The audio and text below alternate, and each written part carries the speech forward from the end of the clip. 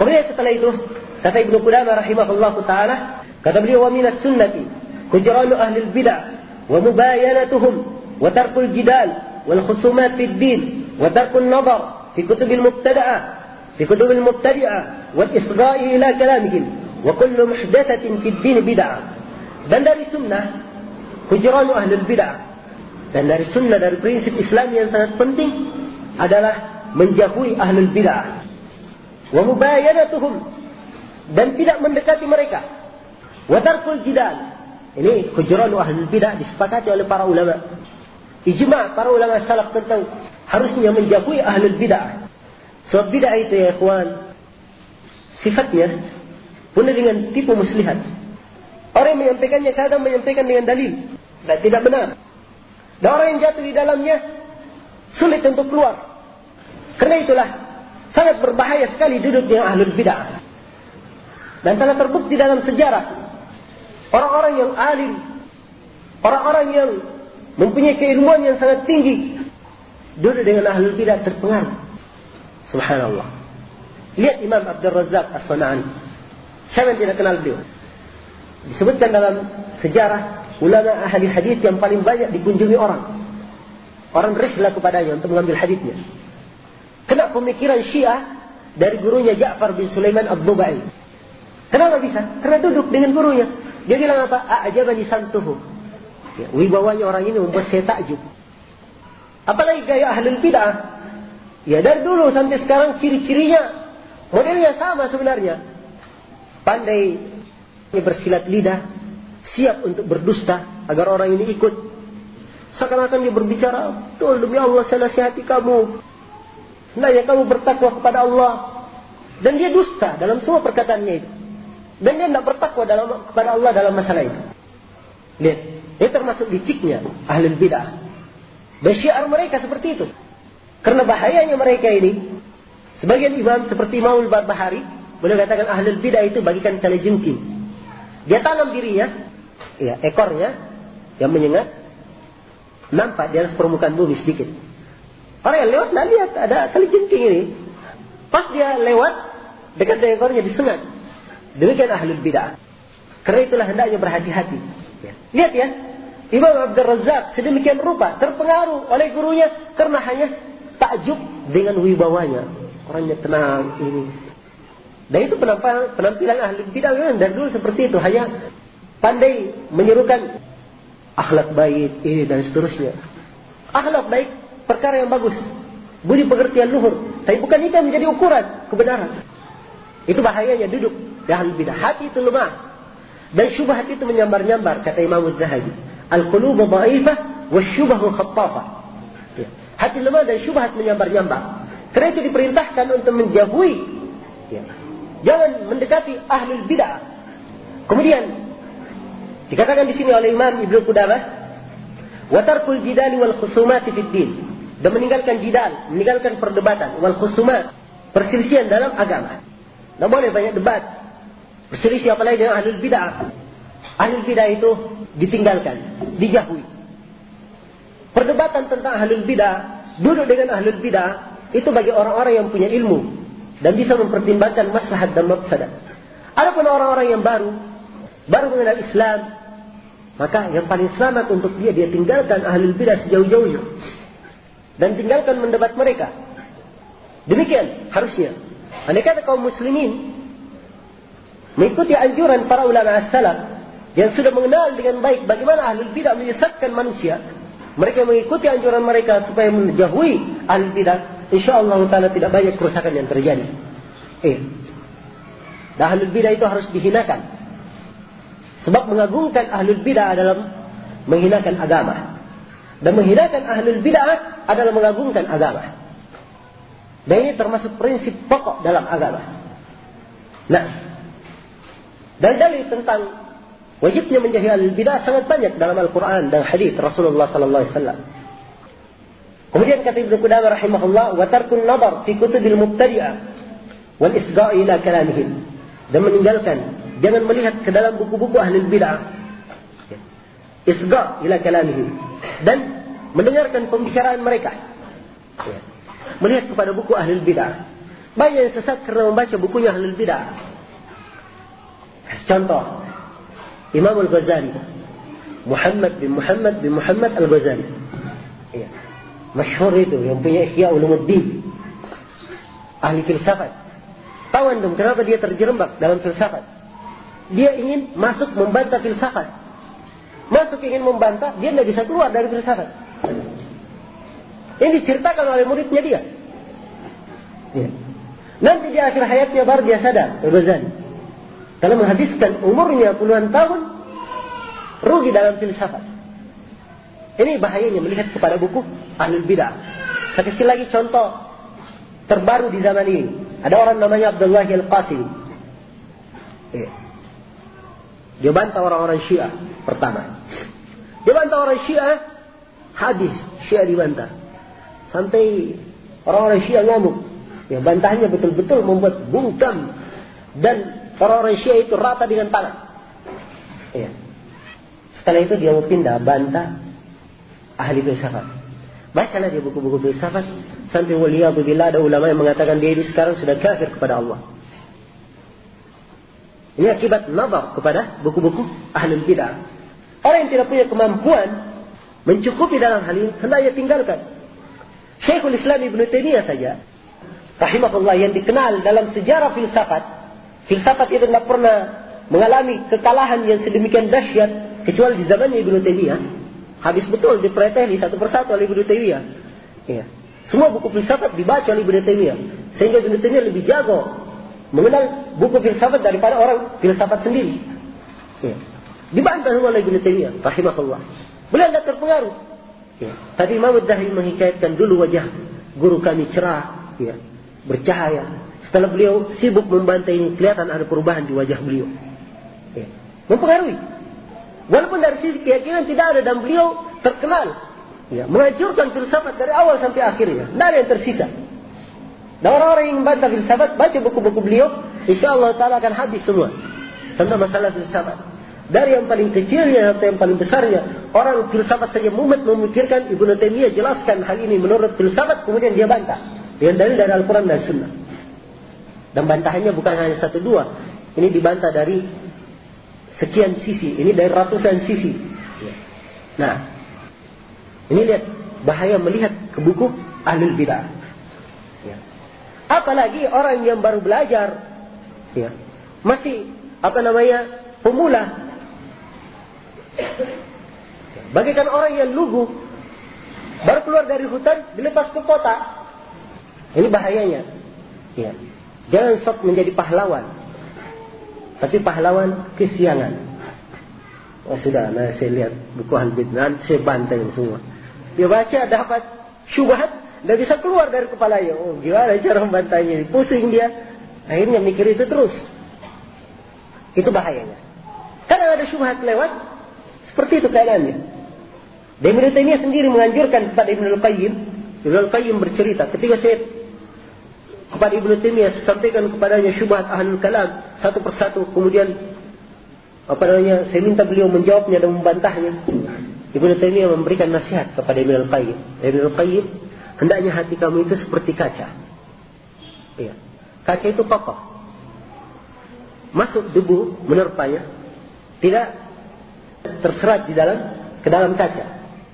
Ya, dibersihkan, bersih lagi kacanya. Nah, maksudnya harusnya punya kemampuan, punya kekuatan lebih dahulu. Karena itulah ikhwani fillah, dari dulu sampai sekarang para ulama as-salaf melarang untuk melihat di dalam buku-buku ahlul bidah dan mendengar pembicaraan mereka. Oh ini ada kaset baru lagi nih keluar. Nah, saya mau dengar apa nih isinya ini. Ya. Dia sudah tahu orang ini bejat, ya misalnya, dia dengar kasetnya. Kena lagi syubhat. Dan ini pekerjaan orang-orang yang tidak beruntung dan mencari perkara yang tidak bermanfaat. Karena itulah hendaknya mengikuti bagaimana nasihat para ulama di dalam hal ini. Ya. Kemudian kata Ibnu Qudamah, wa kullu muhdatsatin fid din bid'ah. Dan setiap perkara baru dalam agama adalah bid'ah. Iya. Kemudian kata Ibnu Qudamah rahimahullahu taala, wa kullu mutasannin Bighairil islami was sunnati mubtadi'un. Dan setiap orang yang bernama selain dari nama Islam dan sunnah adalah mubtadi'. Sini masalah penamaan. Penamaan itu harus terbatas penamaan Islam dan penamaan sesuai dengan sunnah. Penamaan Islam dan sunnah yang masyru', penamaan ahli sunnah wal jamaah, penamaan al-taifatul mansurah, al-firqatul najiyah, kemudian al-ghuraba, ya, salafiyun. Ini semua penamaan-penamaan punya nusus dari hadis maupun dari aqwal para ulama as-salaf. Dan semuanya menggambarkan Islam itu yang hakiki. Ya. Kalau memberikan fanatisme kepada seorang, fanatismenya pasti kepada Nabi sallallahu alaihi wasallam. Ya. Dan kalau ada pemimpinnya, pasti pemimpinnya adalah Rasulullah sallallahu alaihi wasallam. Ini penamaan yang bagus. Ya. Selain dari Islam dan sunnah, itu adalah penamaan mubtada'. Penamaan yang bid'ah. Ya. Kar-Rafidah, seperti penamaan Rafidah. Rafidah, orang-orang Syiah Rafidah. Wal Jahmiyah, orang-orang Jahmiyah. Iya. Orang-orang Syiah Rafidah, orang-orang yang ekstrim dalam mencintai Ahlul Bait. Ya, dan mereka dusta. Mengatakan cinta kepada Ahlul Bait itu dusta. Hanya sekedar pengakuan belaka saja. Jadikan alasan. Tapi sebenarnya mereka dusta. Mengatakan cinta kepada Ahlul Bait. Dan mereka mengkafirkan ya, para sahabat yang lain selain dari Ahlul Bait. Ini diantara pemikiran Syiah Rafidah. Orang Jahmiyah nisbah kepada Jahm bin Safwan. Jahm bin Safwan ini mazhab ta'til dalam masalah sifat. Dan di dalam masalah takdir, dia berpendapat dengan pendapat Jabriyah. Dalam masalah keimanan berpendapat dengan pendapat Murji'ah. Kemudian dia ini mengkafirkan pelaku dosa besar. Dia dalam masalah seperti Murji'ah dalam masalah ini. Dan Jahmiyah ini mengatakan Al-Quran itu makhluk. Kelompok Jahmiyah ini yang dikafirkan oleh hampir 1000 orang ulama, kata Imam Az-Zahabi rahimahullah. Kemudian berikutnya wal khawarij, orang-orang khawarij. Khawarij ini artinya orang yang keluar memerangi Ali bin Abi Thalib. Ini orang-orang khawarij. Dan sampai sekarang masih mempunyai akar-akar. Kemudian yang ketiga, kata Ibnu Qudamah wal qadariyah. Wal qadariyah nisbah kepada orang yang menafikan takdir. Dan qadariyah terbagi dua. Ada gulatul qadariyah dan ada al-qadariyah al-judud. Gulatul qadariyah yang menafikan ilmu dan kitabah. Ya, mengingkari ilmu Allah. Qadariyah ekstrim ini kafir, hukumnya keluar dari Islam. Adapun qadariyah belakangan al-Mu'tazilah, dia hanya mengingkari masyiah saja. Masyiah Allah Subhanahu wa taala. Hukumnya sesat. Nah, dan ini telah kita terangkan. Wal Murji'ah, ya. Penamaan berikutnya, penamaan bid'ah, yaitu penamaan Murji'ah. Murji'ah ini adalah yang mengakhirkan amalan dari keimanan. Dia tidak masukkan amalan dari keimanan. Dan telah kita terangkan tentang Murji'ah pada pertemuan yang telah lalu. Kemudian berikutnya Al-Mu'tazilah. Al-Mu'tazilah adalah pengikut Wasil bin Atha. Yang tadinya ikut di halaqah Al-Hasan Al-Basri. Kemudian Al-Hasan Al-Basri ditanya tentang pelaku dosa besar, di mana kedudukannya? Maka Wasil bin Atha ini ya, berkata dia dalam manzilah baina manzilatain. Sebelum Al-Hasan menjawab, padahal dia muridnya Al-Hasan, di halaqahnya Al-Hasan. Sebelum Al-Hasan menjawab, dia sudah bicara dahulu. Ya, dia katakan, dia menurut saya fi manzilatin baina manzilatain. Dia takrir madhab ini, akhirnya dia keluar dari halaqahnya Al-Hasan, kemudian dia bikin halaqah sendiri. Menyendiri. Maka dikatakanlah mereka Mu'tazilah. Mu'tazilah itu artinya orang-orang yang menyendiri. Ya, begitu. Nah, itu termasuk kesesatan mereka, Al-Mu'tazilah. Kemudian Al-Karramiyah. Al-Karramiyah ini pengikut Muhammad bin Karram. Yang kata Ibnu Taimiyah rahimahullah ta'ala, Al-Karramiyah ini lebih kafir daripada Yahudi dan Nasara. Ya. Kemudian Al-Kullabiyah. Al-Kullabiyah pengikut Muhammad bin Sa'id bin Kullab. Nah, Al-Kullabiyah. Dan ini termasuk guru Abul Hasan Al-Asy'ari, dan banyak pemikiran Al-Asy'ariyah ikut kepadanya. Nah, wa nadairuhum, dan yang semisal dengan itu, fahadihi firaqud dhalal. Kata Ibnu Qudamah, ini semua adalah kelompok sesat. Wa tawaiful bid'ah, dan golongan-golongan ahlul bid'ah. Adanallahu minha. Mudah-mudahan Allah melindungi kita darinya. Lihat ya bagaimana nasihatnya para a'immah. Mereka tidak membiarkan umat jatuh di dalam gelombang kesesatan. Harus diterangkan, ini benar, ini salah. Ini di atas hak, ini di atas batil. Ini di atas kebenaran, ini sesat. Sebab kalau tidak diterangkan seperti ini, kapan orang yang jahil tahu? Dan salah orang yang mengatakan ini memecah belah umat. Bukan, itu bukan memecah belah umat. Tapi menyaring, memisahkan antara Islam yang benar dan Islam yang salah. Menampakkan agama. Ya. Karena itu Rasulullah mengkritik keras orang-orang yang menyeleweng di zamannya. Orang-orang Khawarij, beliau sudah katakan mereka itu adalah anjing-anjing api neraka. Ibnu Umar langsung mengkritik orang Qadariyah. Demikian para ulama dari dahulu sampai sekarang menjaga agama ini, membersihkan agama ini dari setiap susupan yang disusupkan ke dalamnya. Dan alhamdulillah Allah Subhanahu wa taala menjadikan pada setiap zaman sekelompok dari para ulama yang menjaga agama ini. Tidak kosong setiap zaman kecuali ada ulama yang menjaganya. Karena itu di setiap zaman setiap orang harus tahu siapa ulama-ulama yang menjadi rujukan mereka.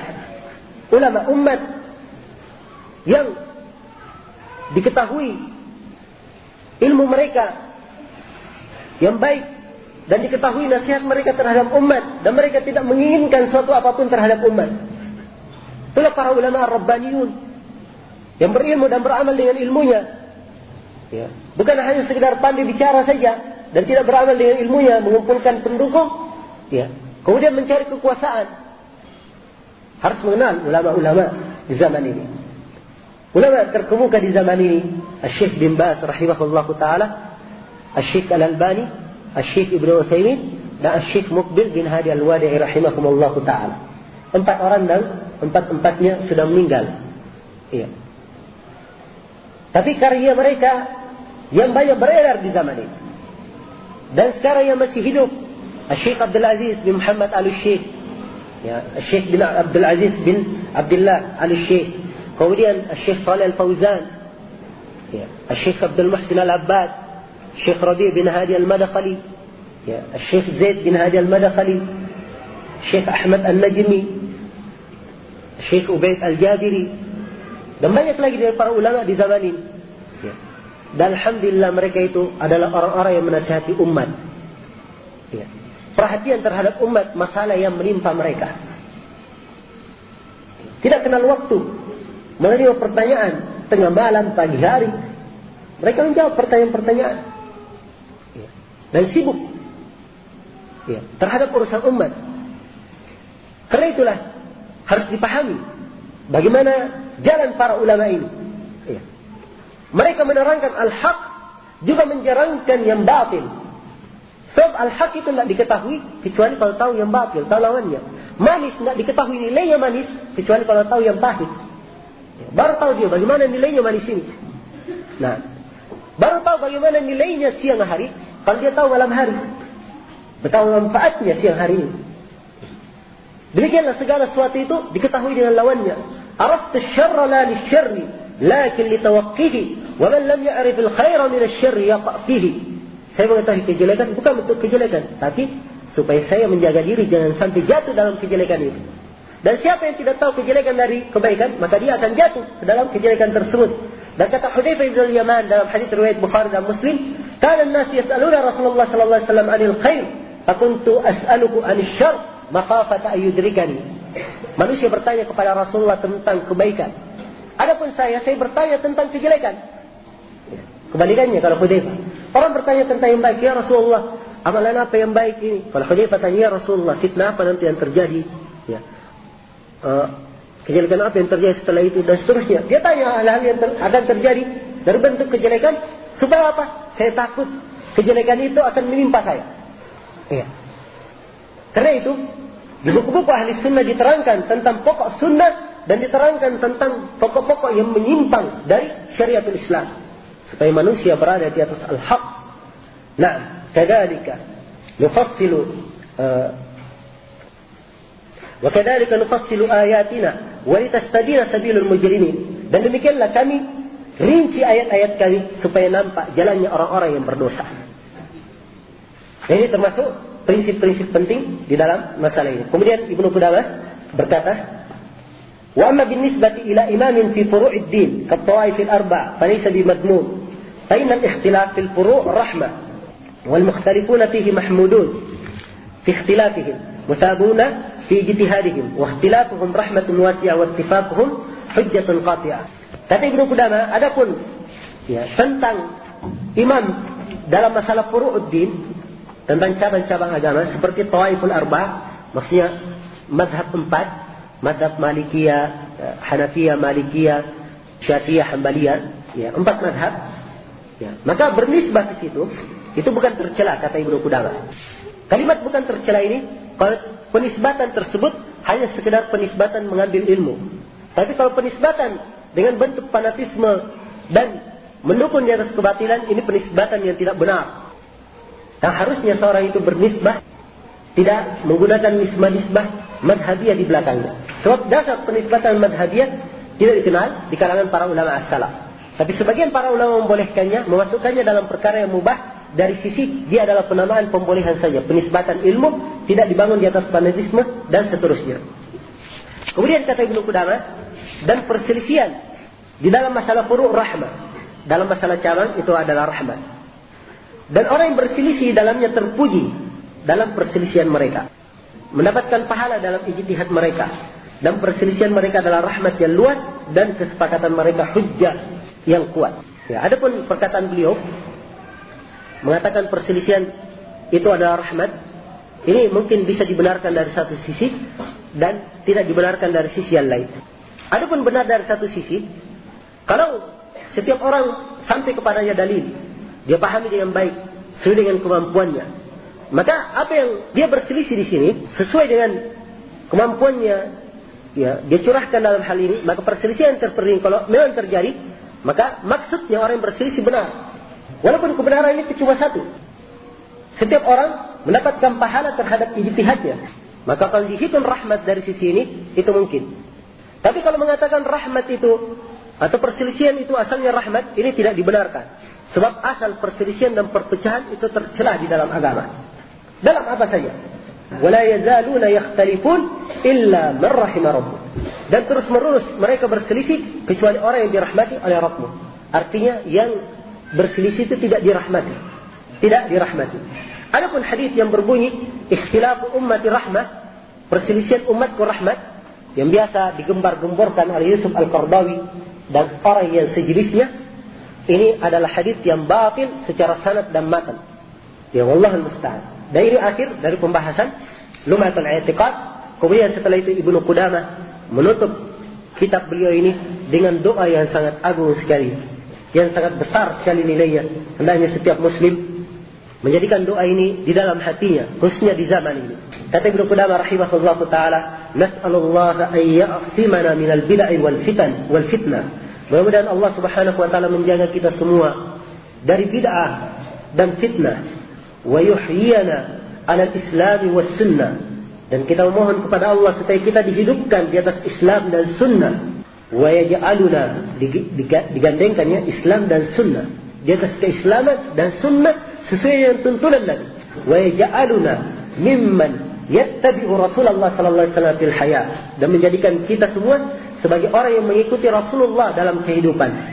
Wa yahsyuruna fi zamratihi ba'da al-mamat bi rahmatihi wa fadlihi amin. Dan kita dikumpulkan semua di dalam kelompoknya setelah mati nanti dengan rahmat dan keutamanya, amin ya rabbal alamin.